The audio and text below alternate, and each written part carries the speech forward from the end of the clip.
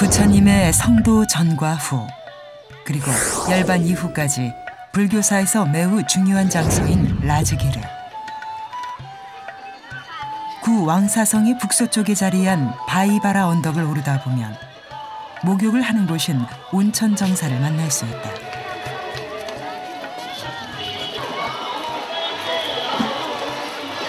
버릇이 너무 잘 자랐지? 네. 옆으로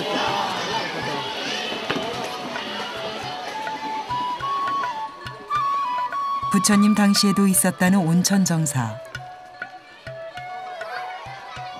물 색깔만 보면 과연 이곳이 정말 목욕토가 맞나 의문이 갈 정도. 그러나 몸을 씻고 빨래를 하는 사람들의 표정은 태연하기만 하다. 맨 밑에는 하리잔 천민들이 모여가는데요. 최상위 계급인 브라마는 맨 위에서 깨끗한 물로 씻지만 아래로 내려올수록 계급과 물의 색깔도 달라진다. 이렇게 다 여자 남자 할 것 없이 옷 입고 해요. 내려보려면 여기서 내려다보면 돼요. 아직도 뿌리 깊게 남아있는 인도의 카스트 제도를 확인하니 모든 인간은 존귀하다는 부처님의 말씀이 떠오른다.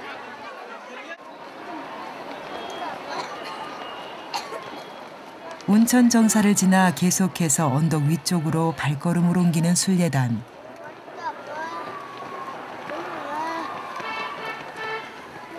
굽이굽이 자리한 돌계단을 오를수록 왕사성의 정경이 발 아래에 들어온다. 여기서 내려다보면 온천정사 잘 보이죠? 요 앞에 숲이 많은 데가 중림정사예요.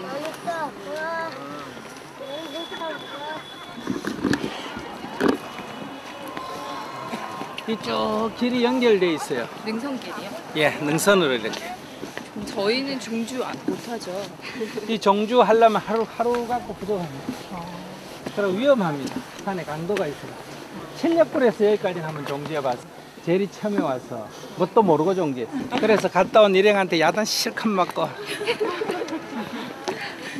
초기 성지순례객들은 그걸 종주했어요.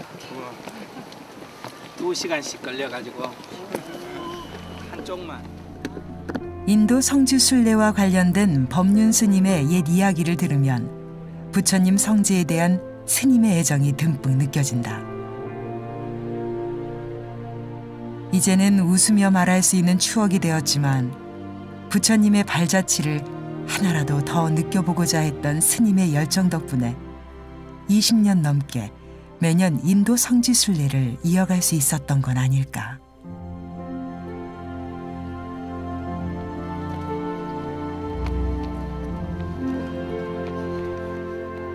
부처님을 그리워했던 법륜 스님처럼 2600년 전에도 이 언덕을 오르던 500명의 아라한들이 있었다.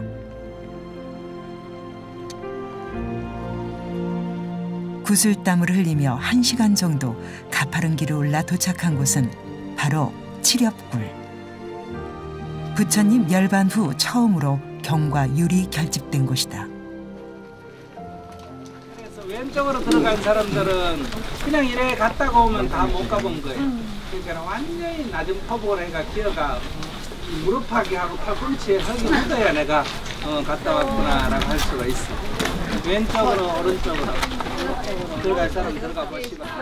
언뜻 보면 과연 이 굴에 500명이나 되는 사람들이 들어갈 수 있을까 싶은데 궁금증에 직접 굴 안으로 들어가 보는 순례단. 미로처럼 나 있는 어두컴컴한 굴 안을 작은 불빛에 의지한 채 조금 더 깊숙이 들어가 본다. 안으로 들어갈수록 좁고 낮은 동굴 안. 그럴수록 자세는 낮아지고 감동은 커져간다. 이곳에서 울려 퍼지던 독경 소리는 얼마나 장엄했을까. 잠들어 있던 시간을 깨우듯 2600년 전의 그날을 떠올려 본다.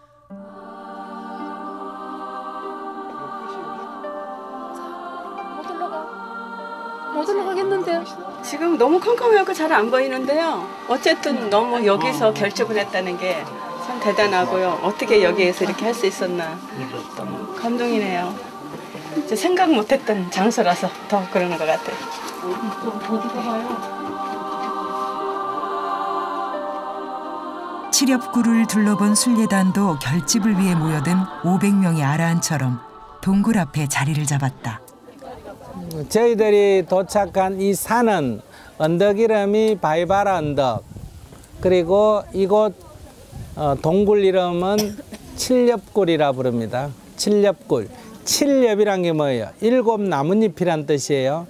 그러니까 이게 굴이 이렇게 두 군데로 들어가서 안에 들어가서 이렇게 가지로 이렇게 들어가서 또 이렇게 동그란 데가 하나 있고 또 들어가서 동그란 데가 있고 이렇게 해서 안에 사람들이 뭐 몇십 명이 모일 수 있는 이런 곳이 7 군데가 있었다. 그래서 나뭇잎처럼 이렇게 있었다 해서 칠엽구리가 하는데, 오랜 세월이 지나서 이게 무너졌는지 여기 들어가면 한 군데는 확실히 안쪽으로 이렇게 낮은 포복에서 들어가면 한 수십 명이 앉을 수 있는 이런 곳이 있습니다. 그 외에는 거의 막혀서 잘 안 보입니다.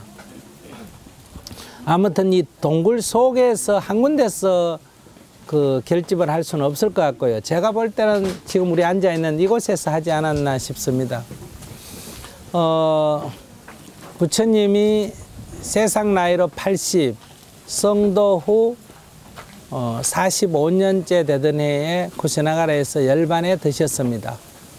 부처님이 열반에 드신 이후에 대부분의 사람들이 스승을 잃어서 슬픔에 젖어 있는데, 몇몇 사람들은 아이고 잘 됐다, 오히려 늙은 영감 돌아가니까 이제 좀 자유롭게 해도 되겠다, 맨날 뭐는 된다 뭐는 안 된다고 했는데 이제 좀 자유롭게 살아도 되겠다, 예나 지금이나 이런 사람이 있었다 그래요.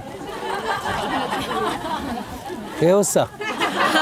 웃는 사람은 그런 심보가 좀 있다는 얘기 아니야. 신발을 바로 놔라, 뭐 그릇을 깨끗이 씻어 먹어라, 잔소리가 많잖아요, 그죠?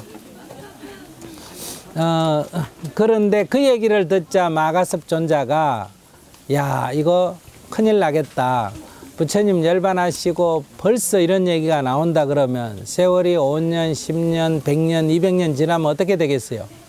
전부 다 제각기 이게 부처님이 하신 말씀이다 이렇게 주장을 하면 이것이 그 옳고 그름을 증명할 길이 없어지잖아요.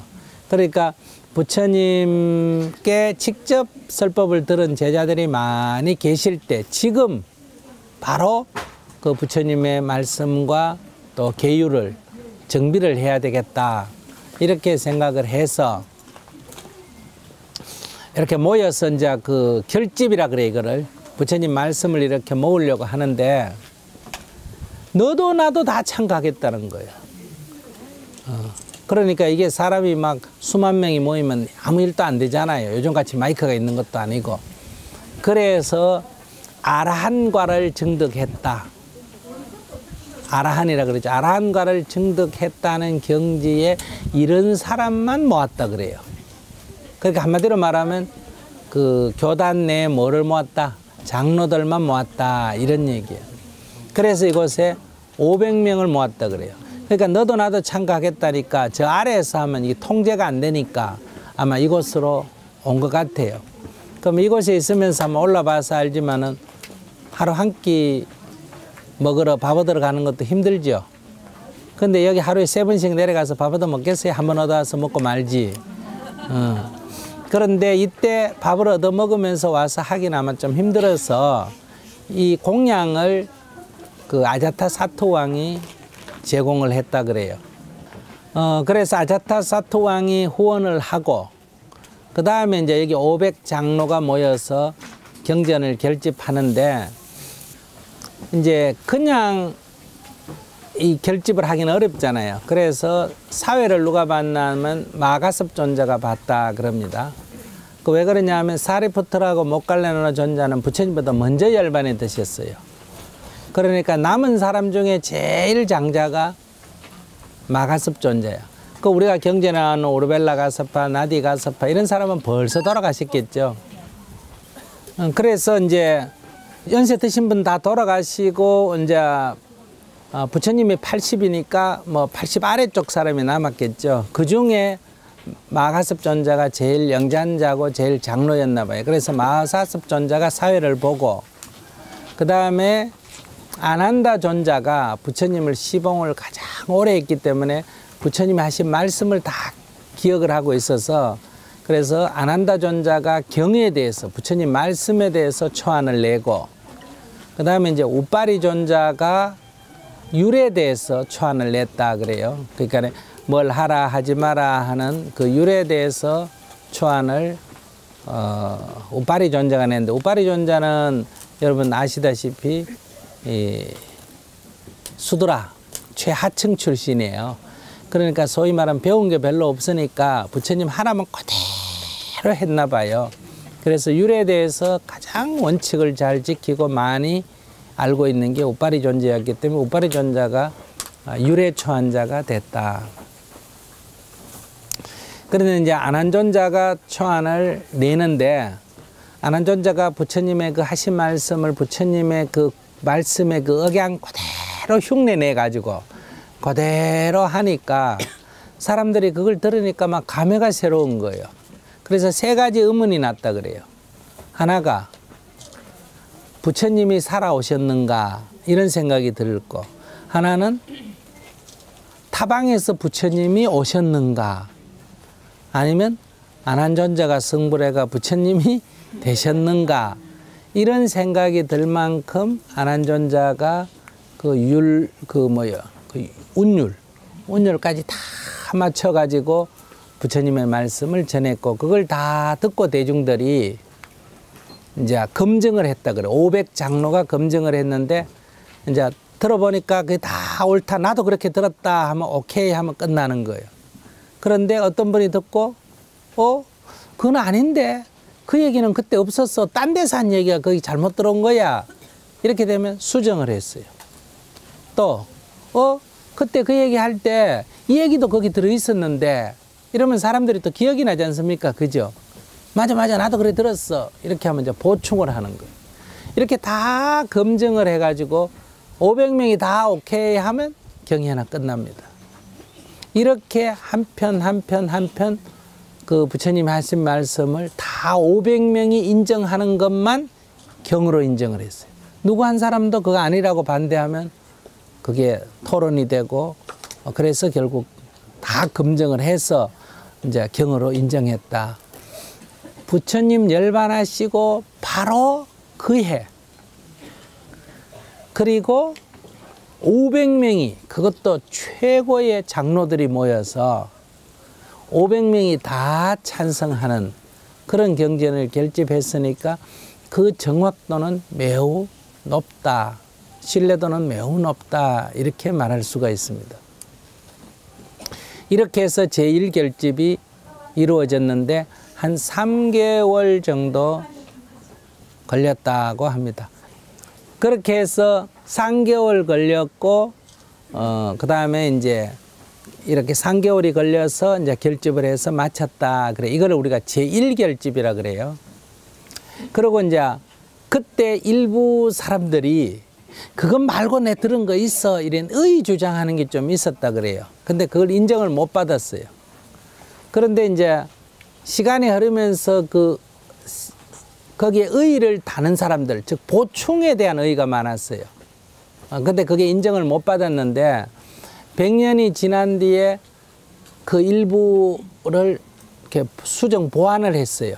그게 이제 제2결집인데 그게 바이샬리에서 행해졌습니다. 그때 보충도 됐지만은 특히 계율에 대한 해석 문제가 논쟁이 됐어요. 이 계율에 대한 해석 중에 제일 첫 번째 계율에 대한 논쟁이 된 거는 소금입니다. 걸식은 뭐 달라 소리 못한다 그랬잖아요. 그죠? 다만 그 집 앞에 서 있으면 주면 받고 안 주면 안 받고. 그런데 음식 주는 사람이 소금을 보시하기가 쉬운 일이 아니에요. 그러니까 걸식하는 사람은 소금을 얻기가 쉽지 않아요. 그럼 음식은 원래 맛에 탐닉하지 말라니까 그냥 먹어야 되는데 그래도 음식에서 제일 어려운 게 간이 안 맞는 거 아니에요. 그죠? 소금을 보시를 받으면 그 소금을 처먹는데 소금은 안 상하니까 자연적 남으면 어떻게 하고 싶을까? 조금 보관했다가 다음에 음식에 좀 이렇게 담고 싶은 욕구가 생길 거 아니에요. 그러니까 이 수행자들이 점점 세월이 흘러가니까 아마도 수행자 중에는 조금 그 수행에 대한 집중력이 떨어지는 사람이 있고 그들이 이제 소금을 보관하기 시작한 거예요. 그러니까 소금을 보관해도 되느냐 안 되느냐는 논쟁이에요. 그러니까 원래 걸식하면 그날 얻어서 그날 먹고 보관하지 않도록 되어 있습니다. 그러니까 짐승처럼 생각하면 돼요. 짐승 보관합니까 안 합니까? 안 해요. 먹고 그냥 지나가요. 물론 다람쥐는 뭐 도토리 보관하긴 합니다만은 그런데 이제 이게 논쟁이 되니까 장로들이 생각할 때는 부처님이 허용 안 했다. 부처님이 그렇게 하신 적이 한 번도 없다. 안 된다. 이거고 젊은 사람들이 생각할 때 아니 소금 그거 좀 보관했다가 먹는데 그게 뭐가 문제가 됐냐. 이제 이런 주장이었어요. 이렇게 하니까 소금이 허용된다 하면 또 조금 다른 것도 허용되고 조금 다른 것도 허용돼서 마지막에 가면 이제 돈을 받을 수 있냐 없냐까지 갔어요. 그러니까 돈 받는 거는 말도 안 된다. 어른들이 보면 그러겠지만은 젊은 수행자들이 볼 때 특히 이게 바이샬리에서 많이 문제가 제기됐는데 바이샬리는 이미 부처님 열반하시고 그 이후에는 화폐가 나왔어요. 그래서 화폐가 통용이 됐어요. 근데 이게 특히 이제 불교 신자 중에 누가 많았어요? 장자가 많았잖아. 그 먼 거리로 이렇게 장사하러 가면서 대상을 몰고 가면서 수행자들을 만나니까 존경하는데 음식을 대접할 수 없으니 뭘 대접한다? 돈을 보시하는 거예요. 그럼 또 수행자는 이미 가게가 있는 그런 사회가 됐으니까 돈을 주고 가게 가서 뭘 하면 된다? 음식을 얻어먹으면 되잖아요.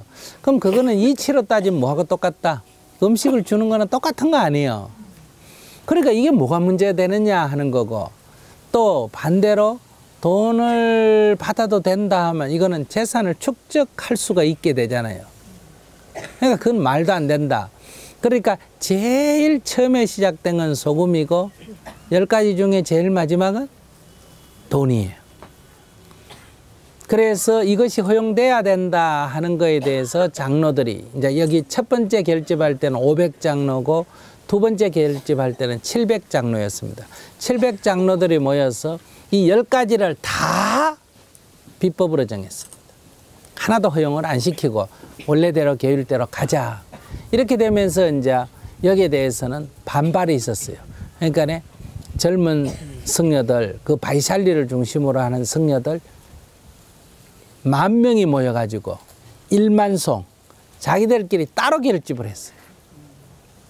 그러니까 이 장로 700명이 모여가지고 원칙을 고수하는 패가 있고 사회적 환경의 변화에 적응해야 된다 하는 다수의 대중이 모여가 결집을 하면서 완전히 교단이 분열이 된 것은 아니지만은 교단의 분열의 시초가 됐다. 그렇게 해서 또 100년이 지났어. 불멸 후 200년 때 아쇼카 왕 때 이 파트나, 지금의 파트나 당시에 파탈리푸트라예요. 그 아쇼카 왕의 왕궁 안에서 1000장로가 모였어. 제3결집을 했습니다. 그 3결집을 할 때는 이미 교단이 완전히 이렇게 분열이 돼가지고 서로가 양보를 안 했어요. 그래서 아소카 왕이 이걸 화합시키려고 많은 노력을 했지만은 뜻을 이루기가 어려웠다 그래요. 그때 1000성 장로가 모여서 결집을 했는데 그때 경과 율뿐만 아니라 이미 부처님의 말씀에 대한 해석이 나왔어요. 이 부처님의 말씀은 이런 뜻이다 하고 벌써 이쪽 그 장로들은 장로들대로 그걸 이렇게 해석해야 된다 하고 대중부는 대중부대로 그거는 이렇게 해석해야 된다 하는 논이 나왔어요. 논문이. 그러니까 논문은 종류가 2개예요. 하나는 부처님의 말씀을 현실에 맞게끔 더 많이 해석한 논문이 나오고 하나는 부처님의 말씀을 요약한 그러니까 장황한 말씀을 요약한 논문도 나왔어요. 그래서 이 논장이 채택이 돼서 그 논문 중에 거의 부처님 말씀에 준할 만큼 귀중한 것을 이 경을 결집할 때 함께 포함시켰다. 그래서 경율론, 이렇게 우리가 법이라 그러면 경률론 3장이라 그러잖아요. 논장이 생겨났다 그래요. 이런 결집을 통해서 오늘날 우리 불교에 있어서의 하나의 법의 원형이 만들어졌는데, 지금 여기 우리가 앉아있는 이곳이 뭐다? 제1결집이 행해진 곳이다. 이 제1결집이 행해진 곳에서 특별히 우리는 아난다존자에 대해서 조금 알아야 됩니다. 아난다존자가 그 초안을 낼 때 육하 원칙에 의해서 그 자기 들은 내용을 정리를 했어요. 언제, 어디서 부처님이 누구에게 어떤 내용으로, 그러니까 무엇을 어떻게 이렇게 설법하셨다. 이런 형식에 딱 맞춰가지고 이 정리를 했기 때문에 대중들이 아주 이해하기가 쉬웠어요. 신문 기사처럼 정확하게 했기 때문에. 그래서 그런 형식으로 되어 있는 게 우리 한문으로 따진 뭐다? 여시아문. 나는 이렇게 들었습니다. 한때에 어느 때 부처님께서 이렇게 시작하죠. 여시아문 일시불제 사위구 기수국고독은 여대비구 중 1250인 구이시더니, 이렇게 이제 부처님께서 어디서 누구와 함께 더불어 계실 때 어떻게 했다. 이렇게 딱 그 육하 원칙에 의해서 기록을 했습니다. 그런 데서 아난다 존자가 그러면 어떻게 45년 부처님 설법왕을 아난다 존자가 다 기억을 할 수 있느냐, 이게 의문이 생기잖아요. 물론 이제 부족한 거는 그 500장로가 다 보충을 했습니다. 그런데 아난다 존자가 그렇게 하는 데는 특별한 인연이 있습니다. 첫째, 아난다 존자가 굉장히 영리했다는 거예요. 왜 사람들, 영리한 사람 중에 거의 막 통째로 외우는 사람들이 있지 않습니까? 그죠? 그러니까 부처님 말씀을 거의 그대로 녹음기 틀어놓는 수준으로 기억을 해냈다는 거예요. 그분이 영리했다는 게 하나 있고, 두 번째는 그 부처님이 성도하시고 35살에 성도하셨잖아요. 10년이 더 지난 뒤에, 한 15년쯤 지난 뒤에 얘기 같아요. 그러니까 한 50쯤 되니까 제자들도 수천 명 생기고 신도들도 수만 명 생기고 교단이 커지니까 부처님 혼자 이렇게 다니시는 것을 다 사람들이 위험하다고 생각했어요. 왜냐하면 앞에서 부처님을 해치려고 하는 이런 모함하는 세력이 자꾸 생기고 대바다태에 반란도 생기고 이러니까 부처님 혼자 있는 건 안 된다. 이렇게 해서 부처님에게 시자가 필요하다. 즉 함께 늘 같이 할 사람이 필요하다. 이렇게 제안했을 때 부처님께서 승낙을 하지 아니하셨어요. 그리고 또 몇 년이라 또 신청했는데 또 부처님이 승낙을 아니하셨어요. 그 부처님이 그 성도하시고 그러니까 20년이 지난 뒤에, 그러니까 세속 나이로 55세 되던 해였어요. 20년이 지난 뒤에 세 번째로 정말 이래서는 안 된다. 이래가 제안을 했을 때 부처님이 승낙을 하셨어요. 부처님이 승낙하니까 이제 그 다음 문제가 되는 거냐. 누가 그러면 부처님의 시봉을 할 거냐. 서로 하려고 그랬어요. 사리푸트라도 하겠다, 목갈리나도 하겠다, 마가섭 존자도 하겠다. 그런데 대중이 볼 때 부처님보다 연세가 더 드신 분이 하겠다. 그거 안 된다. 이렇게 저렇게 해서 대중들이 인원을 해서 아난다 존자가 제일 적격이다. 이렇게 결론이 났어요. 왜냐하면 첫째, 아난다 존자는 나이가 부처님보다 어리고, 그 다음에 굉장히 총명하고, 세 번째 굉장히 성격이 부드러웠다. 여성처럼 부드러웠다 그래요. 근데 이 비서가 이게 불친절하거나 고집불통이면 이게 보통 일이 아니잖아. 그죠? 심술이 있거나 이러면. 그래서 대중이 다 볼 때 아난다 존자가 가장 적격이다 이렇게 추천을 했는데, 아난다 존자 본인은 싫다고 거절을 했어요. 딴 사람 다 서로 하겠다 그러고 안 된다 그러고, 아난다 존자는 청거를 했는데도 안 하겠다 그랬어요. 그래 대중이 다시 의논을 했는데 또 안한다 전자가 적격이다. 근데 안한다 전자 또 거절을 했어. 그래 대중이 세 번째 회의를 해도 안한다 전자가 적격이다. 그래 이제 불가에서는 3번 요청하면 받아들이도록 되어 있습니다. 그래 안한다 전자가 수용을 하면서 조건을 내걸었어요. 3가지 조건을 내걸었어.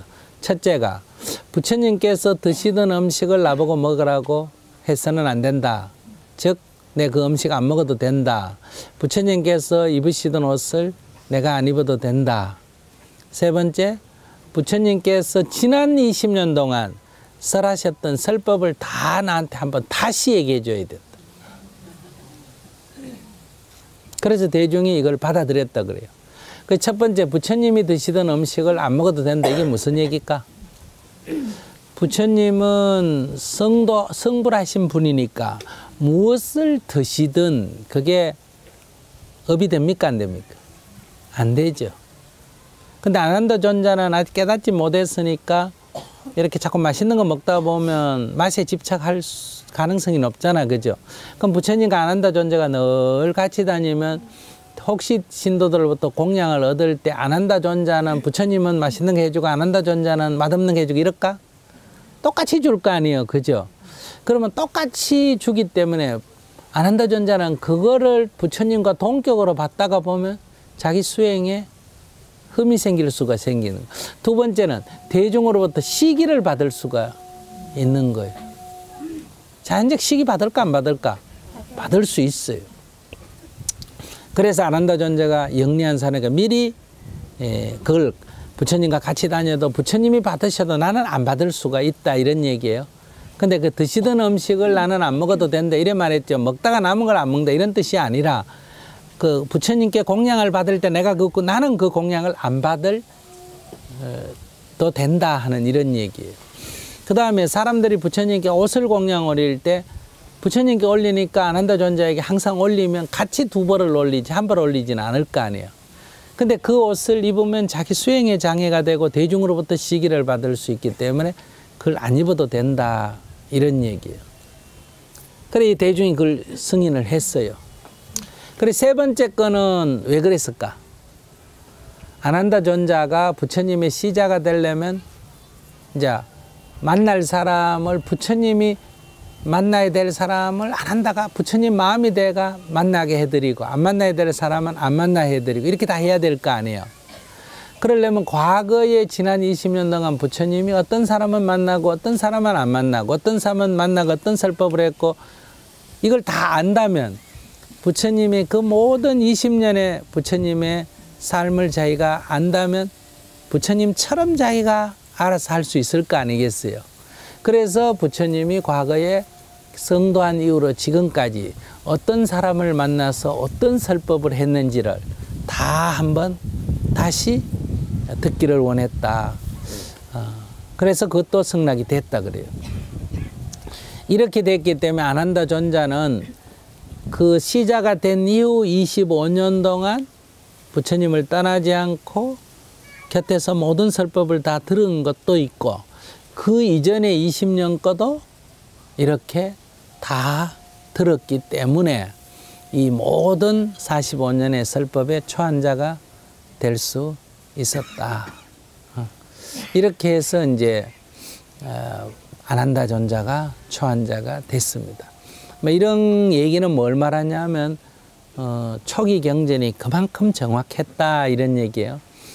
그런데 이것이 다 그럼 글씨로 처음부터 기록이 되었냐? 아니에요. 다 그걸 암송을 했어요. 그래서 경의 내용이 축약이 된 겁니다. 그러니까 우리가 오늘날 남아있는 경전보다는 부처님의 실지의 말씀은 더 길었다고 말할 수 있겠죠.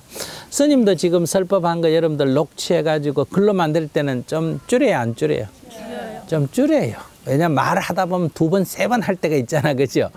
줄이는데 근데 그거를 정리했는데도 불구하고 비교적 요즘 읽어도 좀 줄이지 하는 생각이 들 만큼 똑같은 얘기합니다. 아까도 우리 읽어보면 그 아자타 사토 왕이 누에게 자기 그 신하에게 부처님께 이런 안부를 전해라 이렇게 하면 또 그 사람이 또 가서 또 부처님한테 또 그대로 합니까 안 합니까?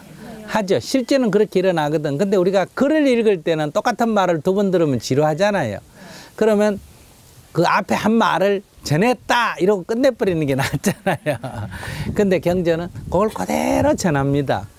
그러니까 그렇게 자세하게 기록이 돼 있다. 그걸 다 암송을 했어요. 그것도 그 억양까지 맞췄어. 그래서 이 독경의 억양이 그래서 나오는 거예요.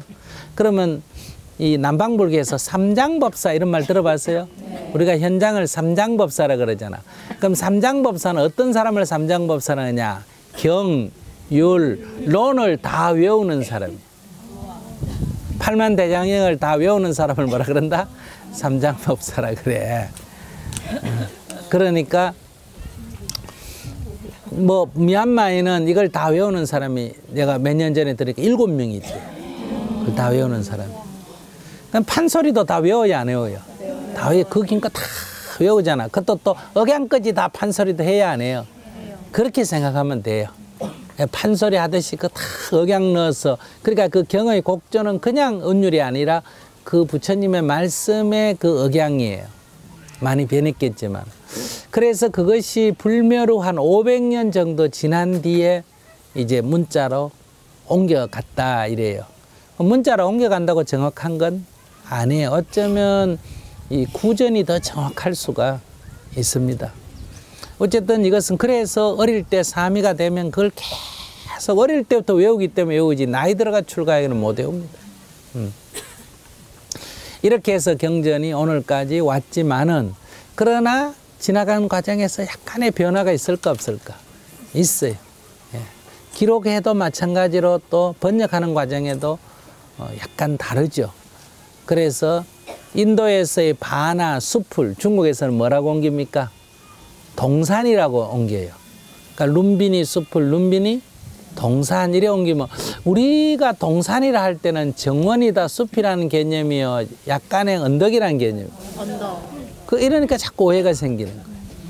어머니, 아버지도 아버지, 어머니라고 옮긴다든 예를 든다면 이 모든 것이 이렇게 번역 과정에서 그 나라의 문화에 맞게 맞추다 보니까 그 원형이 많이 좀 이렇게 훼손된 건 있지만은 그래도 이 지구상에서 가장 있는 것 중에는 그 연령을 세월을 비교해서는 비교적 정확하게 전달이 된 내용이다. 이해하시면 되겠습니다. 그래서 우리가 앉아있는 이곳 칠력굴이 바로 그런 곳이다. 우리요 지금 300명이잖아요. 그러면 저기까지 하면 500명 앉을 수 있을까 없을까? 있겠죠? 이 굴 앞에만 해도 어때요? 500명이 앉을 수 있다. 이거 우리가 앉아보면 알잖아요. 그리고 또 인도 스님들은 요즘 우리만큼 덩치 커요, 안 커요? 안 크지. 인도 사람 요래 앉아 있는 거 보세요. 좀 요만해요. 여기 아마 1000명도 앉을 수 있을 거예요. 그런 면에서 우리가 와서 항상 이게 경전의 기록을 어떤 게 추상화되고 어떤 게 안 됐는지를 살펴야 됩니다. 암경의 기록은 비교적 저는 정확하다고 보고, 그러나 대승경전은 좀 추상성이 많습니다.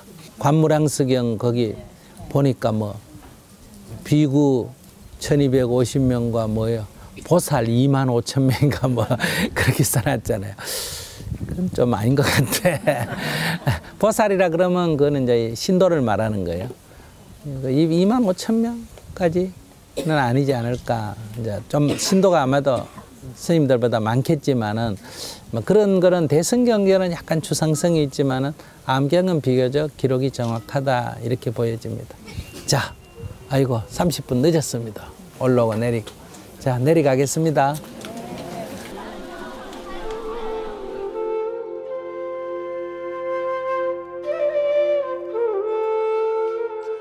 일차 결집으로 인해 오늘날 우리에게까지 부처님의 말씀이 전해졌다 생각하니 그저 놀랍고 감사할 따름이다.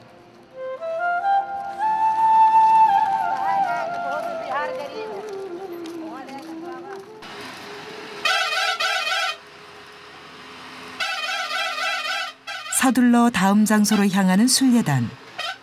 조금씩 지평선으로 향하는 태양이 순례단의 마음을 조급하게 한다. 부처님과 직접적인 연관은 없지만 과거 융성했던 불교 문화를 엿볼 수 있는 나란다 대학. 나란다 대학은 부처님 열반 후 불교가 번창하면서 세워진 불교 대학으로 불교 외에도 철학과 수학 등 전 학문을 아우르던 종합대학이었다. 현장 법사가 이곳에 왔을 때 교사 1,500명에 학생 수만 10,000명이 달할 정도였다고 한다. 사원과 강당, 침실, 도서관, 목욕탕 등 다양한 부속 건물을 갖고 있는 나란다 대학.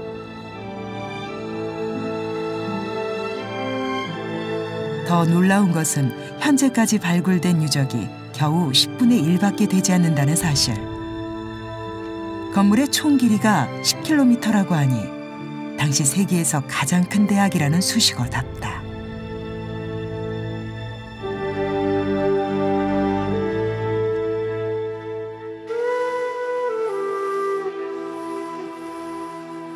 현장 법사를 비롯해 우리나라의 해초 스님과 신라의 몇몇 고승들도 이곳에서 공부했다고 전해진다. 이토록 번성했던 나란다 대학이 역사의 뒤안길로 사라진 건 무슬림의 침공 때문이다.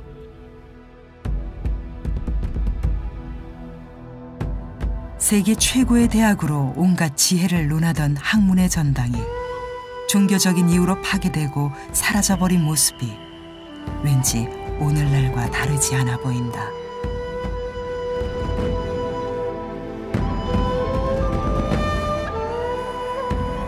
종교란 무엇인가? 우리는 무엇을 위해 종교를 믿는가? 부처님의 성지에서 종교의 참 의미에 대해 생각해본다.